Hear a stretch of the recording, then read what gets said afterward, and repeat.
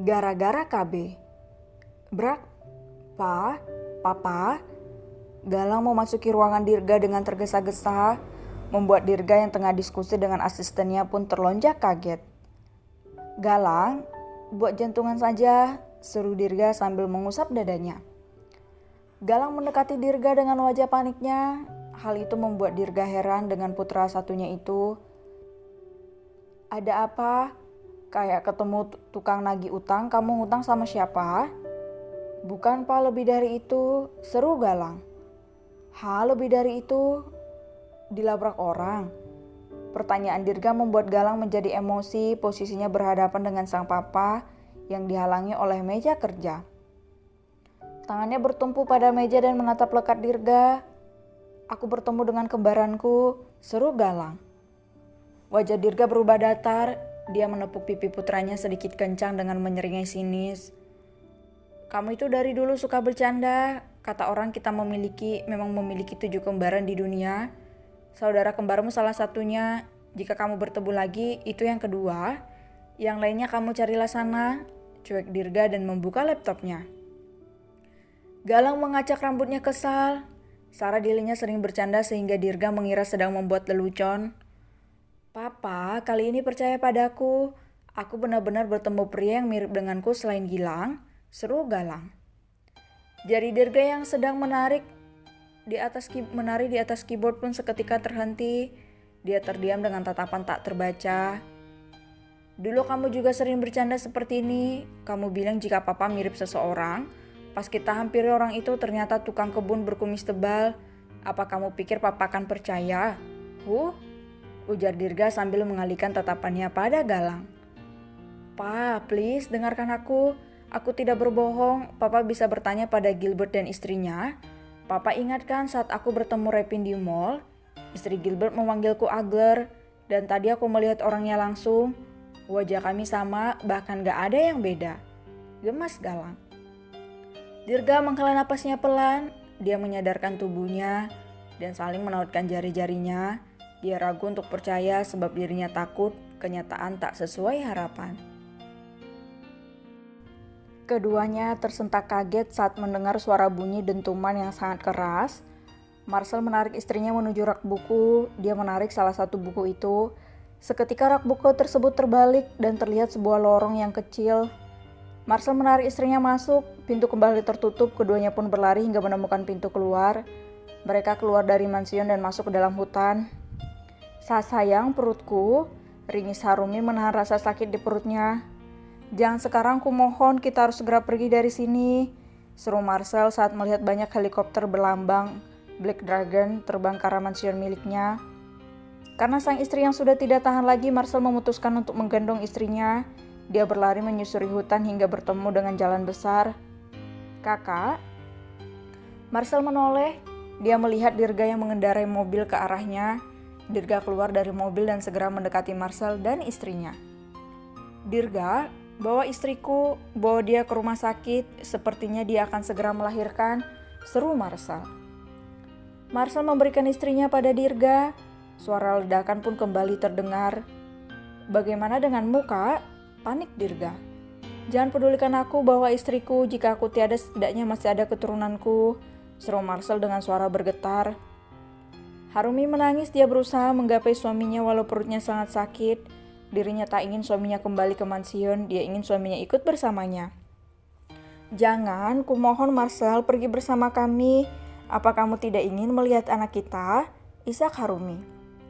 Marcel memegang wajah istrinya, dia mengecup kening Harumi cukup lama dan beralih mengecup perut istrinya.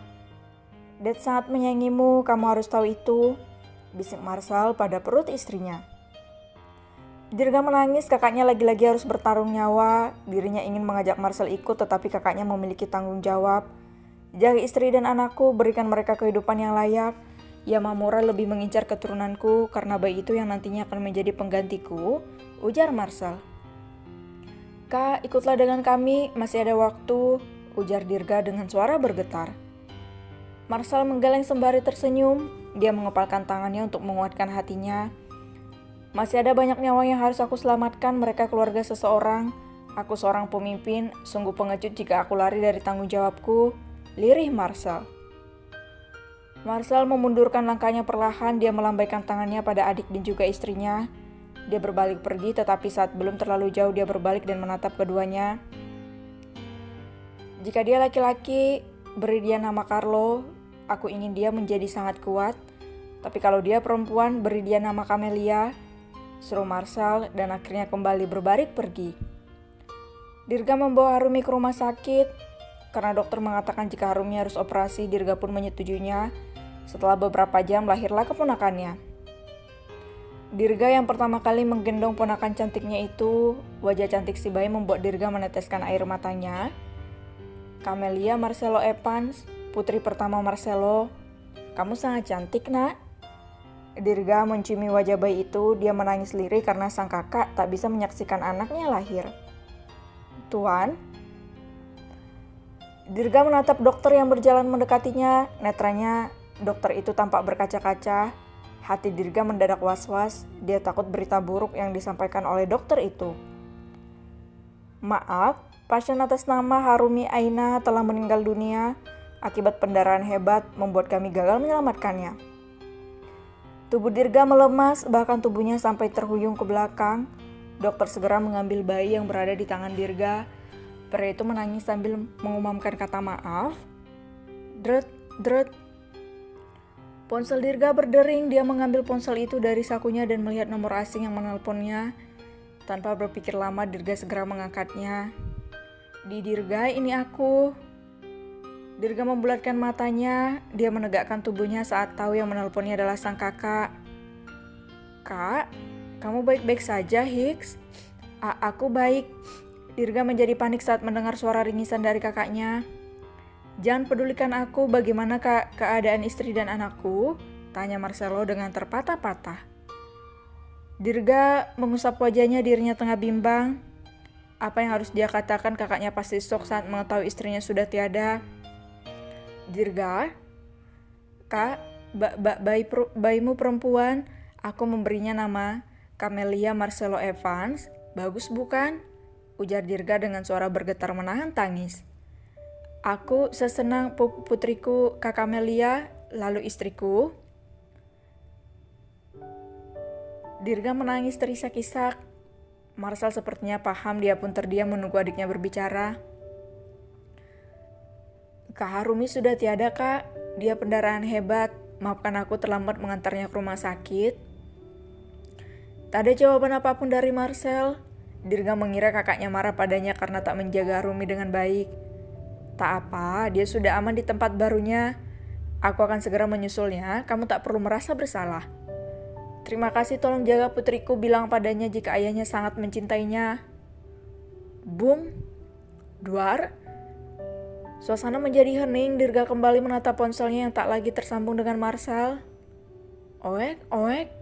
Bayi itu menangis, mungkin dia merasakan jika keadaan sedang tak baik-baik saja. Sedangkan Dirga, dia menutup telinganya dan memejamkan matanya. Kakak, flashback off.